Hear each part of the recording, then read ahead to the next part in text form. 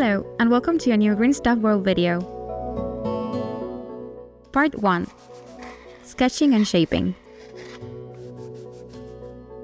Today, we'll rely on Sergio's talent, whose expertise in realistic dioramas will guide us into a pivotal moment of the history of Mirkwood, once known as Greenwood the Great, before its ancient path was twisted by corruption. Our challenge will be to fit the scene within a frame without losing the sense of oppressive depth and grandeur characteristic of the forest. Using sturdy 30mm XPS foam, we'll cut layers to build a structure. And for specific shapes, we'll use a stencil with our hot wire cutter.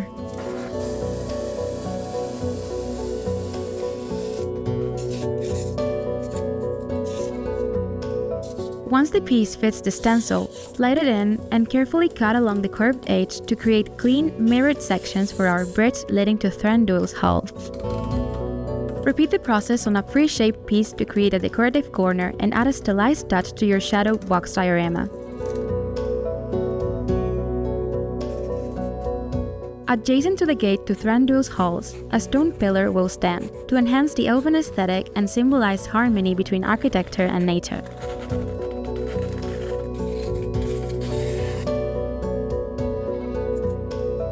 Elven bridges are often depicted as slender, so we'll join the previous mirrored sections and trim them to the desired depth. Glue both pieces using matte finish medium decoupage and let it dry for about 20 to 30 minutes.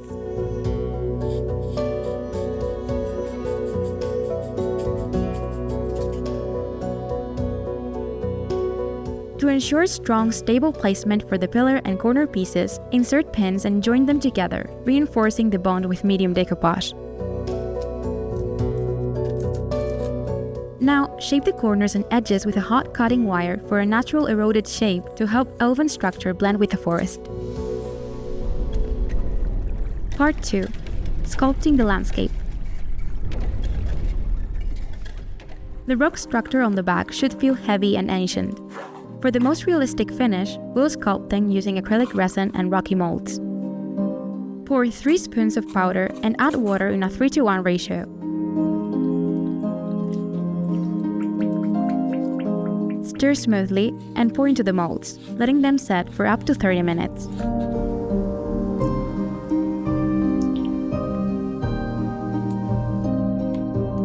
To anchor our Mirkwood rocks securely to the back of the box, we'll prep the base with additional XPS foam, since its porous surface helps the rocks adhere better, creating a strong, stable foundation.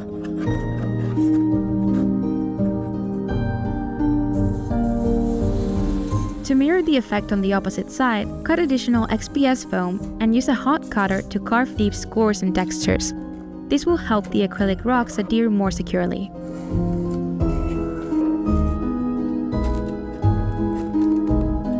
Now's a good time to shape the pillar and set it aside.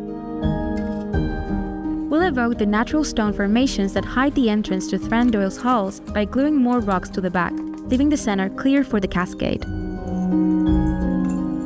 To blend the rock structures and prepare the terrain for the waterfall, use epoxy max putty. Mix in equal parts until it reaches a clay-like texture.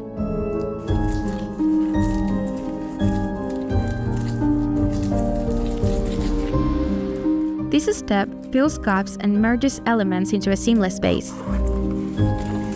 Press small amounts into cracks and shape with sculpting tools for a better finish. Add subtle elven details, a thin foam strip with faint arches along the bridge's edge. Mark precise carving lines with a pencil to create relief later with precision.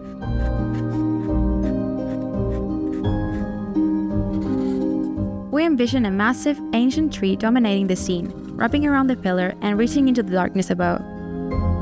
Shape the branches using Magic Sculpt putty, either with your hands or a mega rolling pin.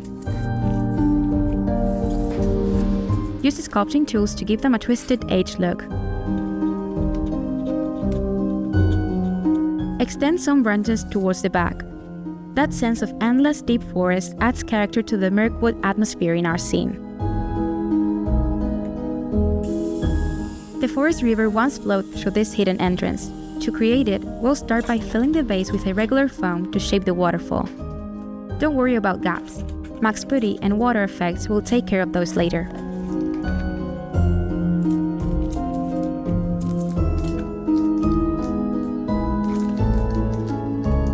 Use your fingers or sculpting tools to shape and blend the putty into the surrounding structure for a seamless finish. Cover this area with epoxy putty. Press crumpled foil into it before it cures for instant dark rock texture. As a final touch before priming, glue a few small arched foam shapes near the waterfall space, hinting at elven bridges in the distance. Part 3. Painting and Nature. To awaken Mirkwood's colors into our scene, we'll cover a foundation with matte black. Use a hot air gun cautiously to speed drying.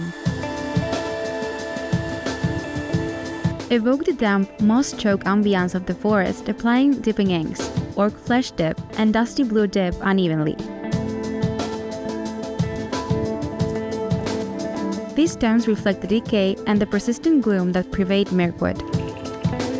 Drench the recesses, undercuts, and the base of the waterfall with transparent purple and black acrylic ink to deepen the shadows. To add contrast to the scene, we'll use a vibrant green moss with limelight dip that thrives in the perpetual gloom, symbolizing the resilience of life amidst darkness. Bring back the cold stone texture with a light dry brush of granite gray, and shake it well. Don't overdo it, since we need to preserve the darkness and mossy underlayers. We'll recreate the forest's enchanted waterfall, flowing near the gates of Thranduil's halls, stirred by cutting layers of organic glass sheets to desired width. Shape each layer carefully to follow the uneven rock formations of the terrain.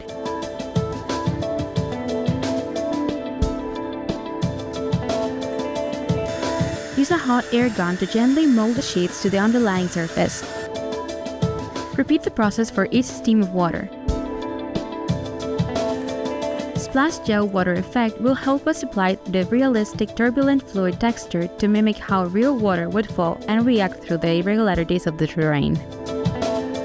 This detail adds movement and visual interest to the scene. Once dry, it will be transparent, enhancing the illusion of flowing water. For splashes, combine cotton with seafoam texture and apply where the water hits rock, suggesting forceful, maybe even angry impacts. Use upward strokes for dynamic motion. Add defiant touches of color with pre-brush clamps by gluing them onto the rock ledges, representing the stubborn life that clings on even in Mirkwood.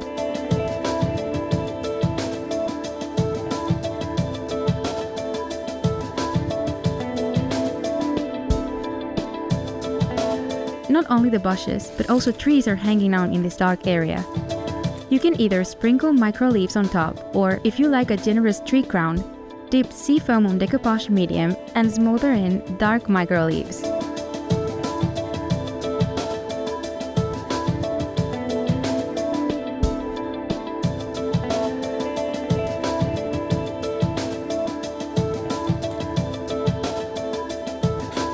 For a golden hour sky, we'll use transparent yellow from our acrylic ink range and spray a coat using an airbrush. Then, use OSL white for soft light clouds.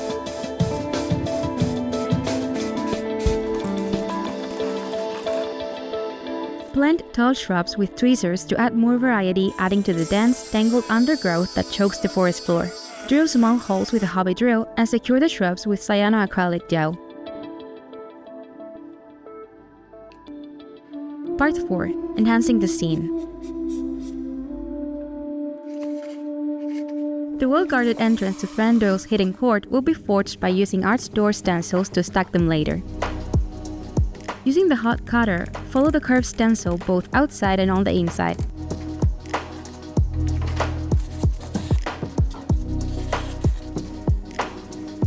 Repeat the process with the other template, and glue them together.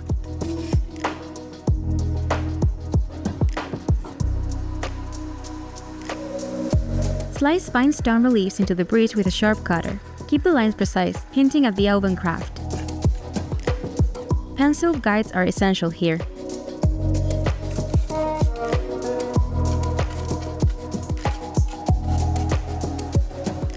Blend the grey tree into the stone gate using max putty, softening edges. Nature and elven construction are blended in this scene. sculpt thick, powerful tree roots from the pillar base with putty, anchoring it deep into the Mirkwood soil.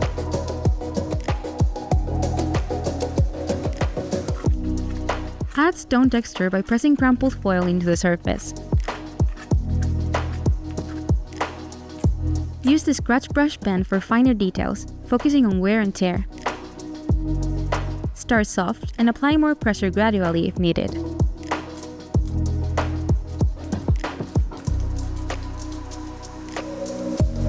With a hobby knife, etch fine cracks spreading from stone joints, evidence of age and the forest's slow siege. Bring out the natural twists and textures of an old tree by using the diamond burr set on the branches around the pillar.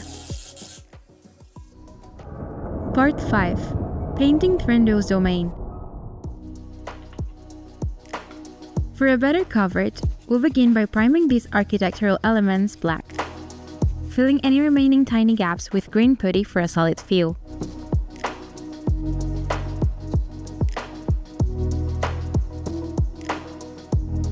For the elven stone, we'll use slightly lighter, earthy tones while keeping them muted. Temple ochre followed by a transparent sepia wash to evoke age and moisture. The brighter tones also help create contrast with the background, enhancing the sense of depth in the scene. Paint the integrated roots and branches with sun-bleached bone, highlighted sparingly with fang white. We'll capture the wear of centuries and the creeping touch of nature that defines Mirkwood's somber beauty by adding weathering effects with dipping inks that will naturally find the details over our lighter base. This subtle staining echoes the aged stonework in damp forest stone. Use your fingers to spread the ink for a more natural blended look.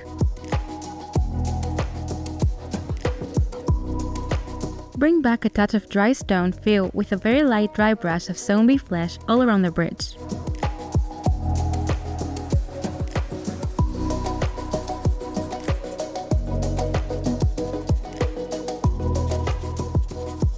Use a refillable paint pen with OSL white and a drop of transparent sepia for clean highlights along the stonework edges.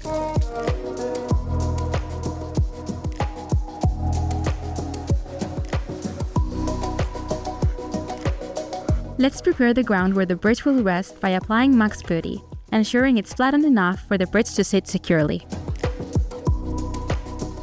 Paint the water beneath the bridge with dark, murky greens and browns.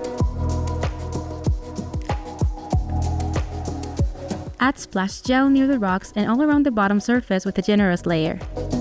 Before it dries, use an airbrush angled down to create subtle ripples on the surface.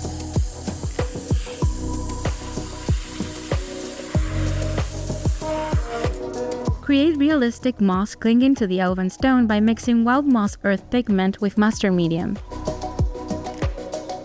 Apply this paste generously in shaded recessed spots. For grime and water stains, dab burnt earth liquid pigment down walls and under edges. Gently smudge with a finger for a natural look.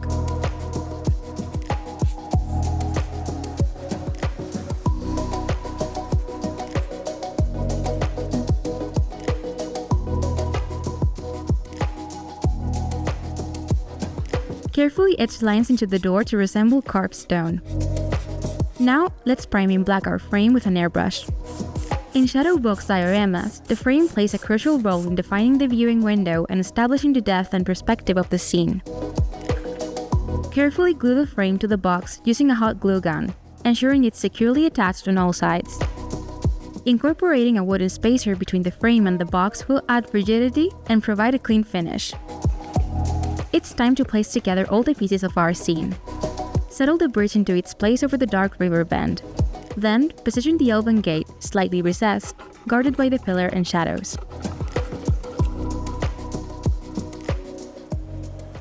Part 6.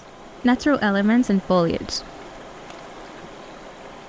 Now that the structure and scenery are in place, we must fully immerse our scene in Mirkwood by adding the dense, clinging foliage and the final touch, the Elven King himself. Begin with small dark stones, nestling them between the bridge and the back layers to help blend the scene together, breaking up lines and adding the natural chaos. Beneath the gloom of Mirkwood's canopy, the forest floor still shows some life. shredded moss, dark and crumbled, pressed gently into place with decoupage medium and blending into the scene as the hushed memory of ages past.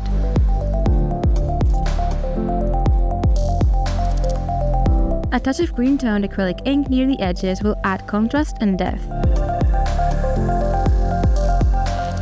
Thranduil's realm is described as a stronghold against darkness, a pocket of guarded elven magic.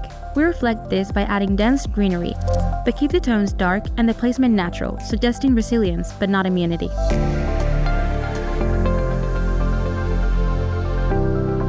Adding more natural elements and foliage breathes life into the scene, echoing the lingering vitality of Mirkwood before its full descent into shadow. To achieve this look, plant tall shrubs near the rocks using tweezers, and for more variety, mix twigs with micro leaves and delicate seafoam trees. Dampen slightly if needed for coloring later. For the tree's foliage, apply a fine mist of adhesive spray to the branches. This transparent permanent glue is ideal for securing flux, foams, leaves, and other materials commonly used in dioramas and miniature landscapes. Glue these clusters into the scene, especially in the midground and background, enhancing that framed perspective and the feeling of impenetrable woods beyond. In the deep reaches of northern Mirkwood, roots twist and creep like the last tendrils of the Greenwood's will. Adding diorama tree roots and creeping vines enhances this wild, slightly menacing atmosphere, reminding us that Thranduil's halls are not separate from the forest, but part of it. Glue them firmly with cyanoacrylic gel, and once in place, paint the roots and surrounding putty to blend seamlessly with the trees and terrain. Under the bridge and along the river, add more damp foliage and press micro leaves into the banks and onto the roots, lush but dark and overgrown.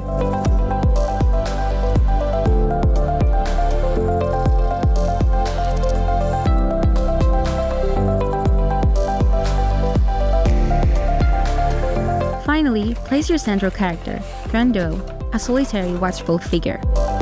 His presence should embody the character described by Tolkien, reserved, fiercely protective of his hidden kingdom, noble yet stern, a reflection of the ancient weary spirit of Mirkwood itself.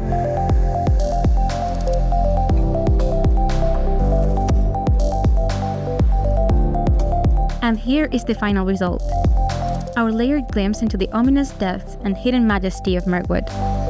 The end. Echoes of Greenwood.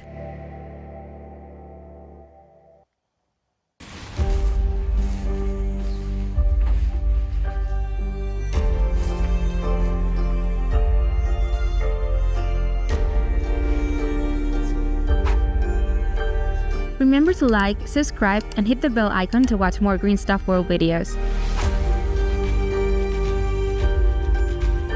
Tell us in the comments below, does this diorama capture the ominous dark beauty of Mirkwood and the hidden realm of the Elven King?